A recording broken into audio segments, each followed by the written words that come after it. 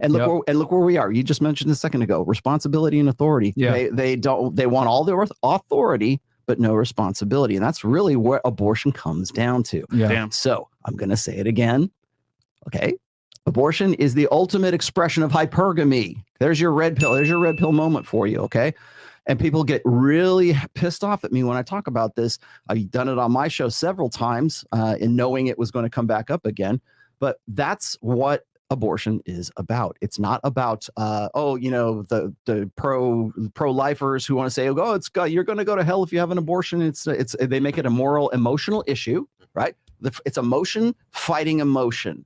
So you've got the right side where they're saying, abortion is murder. And then you've got the left side saying, well, a woman's right to choose. We don't want men controlling our bodies. We don't want you don't have a seat at the table because you have a penis and not a uterus. Mm-hmm. And so they make a big emotional appeal, and you go out into the streets when they're protesting, and you can see just how emotional feminist women get when you start saying, hey, we're gonna overturn Roe. And the scary part is it's just a draft. It hasn't went anywhere. It hasn't done anything. We're not going anywhere. Yeah. But so my question, I always say this is if you're on the conservative side, if you want to win this argument, stick to the facts. Yeah. Because 98% of abortions are done electively. They're not done for incest or EPAR. Oh, I can't say that. Yeah. They're not, because they are electively done.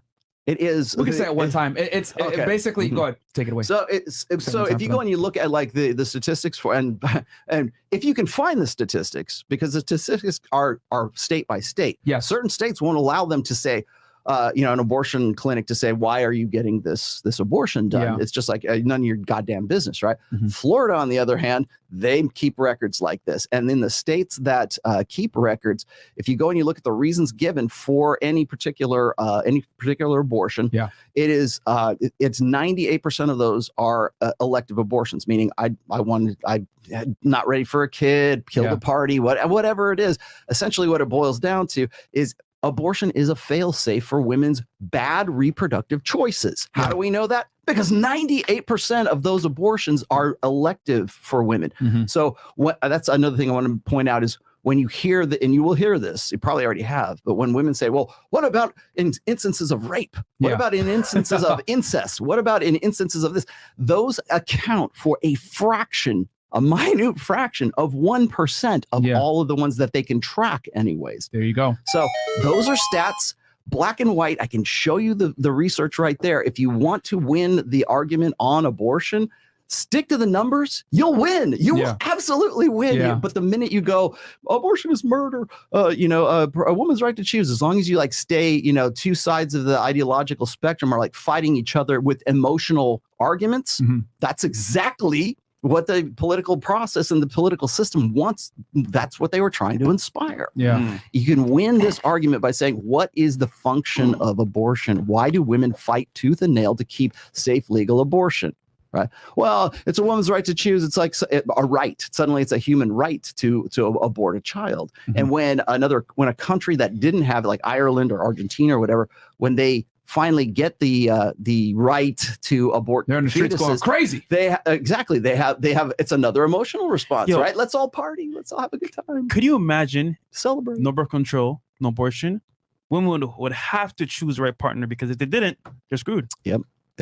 Damn. Yeah, they went. What country was it that recently legislated it? Was it somewhere in South America? Was it Argentina or Brazil? I want to say it was Argentina, because Argentina is a Catholic country, and I'm pretty sure it was pretty recently. It might have been like they were going crazy on the streets, man. They're fucking and on the streets in Argentina. Yeah. And you know what else? On the streets of like when they're showing like other video from other countries, women like in I don't know, in the United States and Ireland and wherever, they're celebrating too. They're going fucking crazy.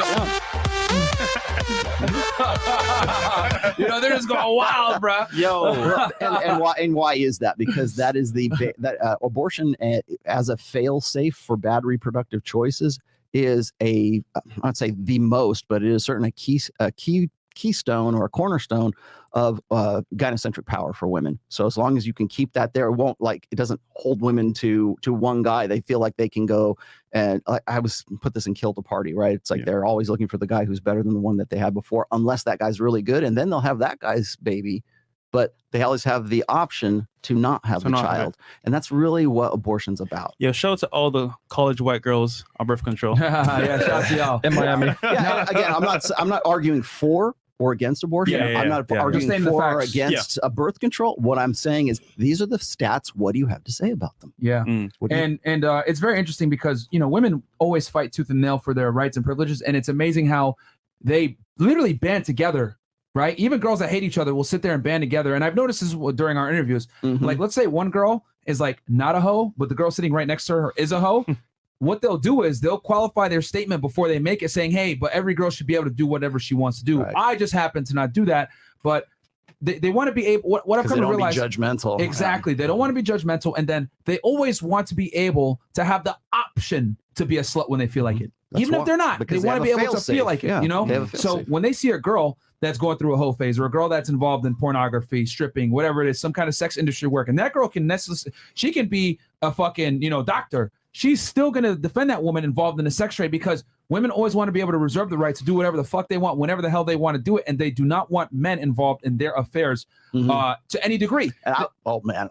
So I don't step on you real quick. Okay. Please. So like that really, if I something that gets me really worked up is the idea, and you've heard women say this, that men don't have a seat at the table. You don't have a uterus. You don't have to go through childbirth. So you stay out of this room. We're going to make the decisions for ourselves. And they will literally say, you don't have a seat at the table. Right? Yeah. Okay. Well, fuck you. I do have a seat at the table because it's half of my genetics that are involved in this. And also I am 100% responsible for a decision that I have a 0% authority about. So when I brought this up 100 different times, usually with like, you know, someone like Matt Walsh or Candace Owens or whatever, when they're talking about like responsibility versus authority, and they'll go, well, give me an example of that. Period.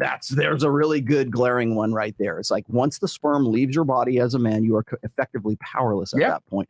And so when by the way, I will hold the conservative side their feet to the fire just as much as I would the other side, because when Matt Walsh says, well, abortion is murder. Okay, great. Okay. If that's where we're going to go, we're going to set that aside.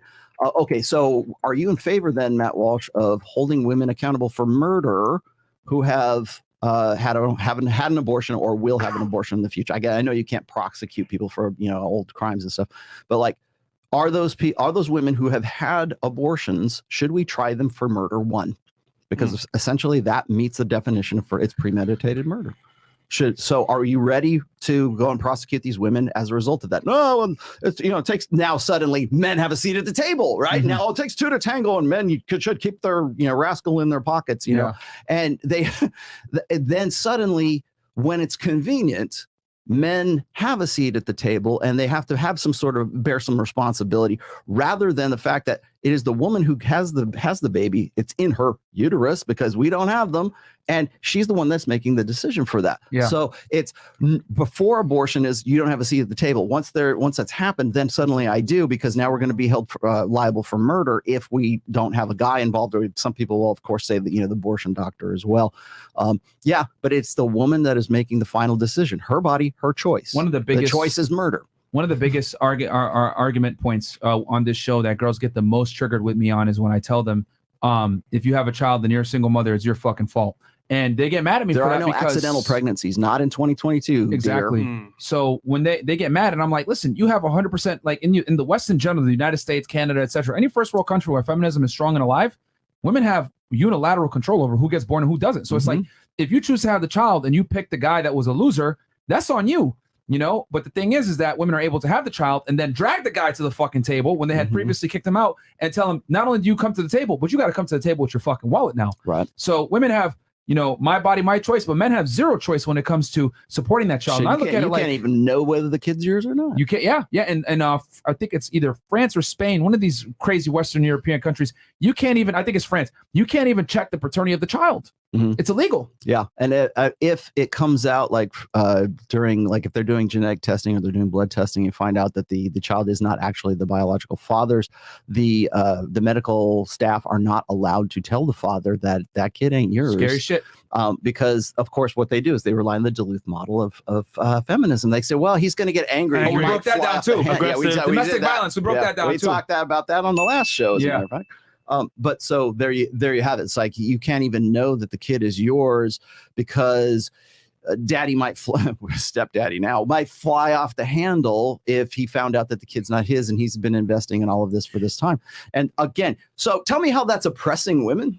Tell me how that's oppressive. Tell me how that level of control, that convenient level of control of you don't have a seat at the table until I need you to have a seat at the table because I need somebody to bear the responsibility for my bad reproductive choices. And they've had this since 1960. That's not oppression. If anything, it's the oppression of the guys who's just like, the men are what oppressed, am I supposed not them. to do? And if you don't do it, you're insecure in your masculinity and you're a bad dad and you're a deadbeat.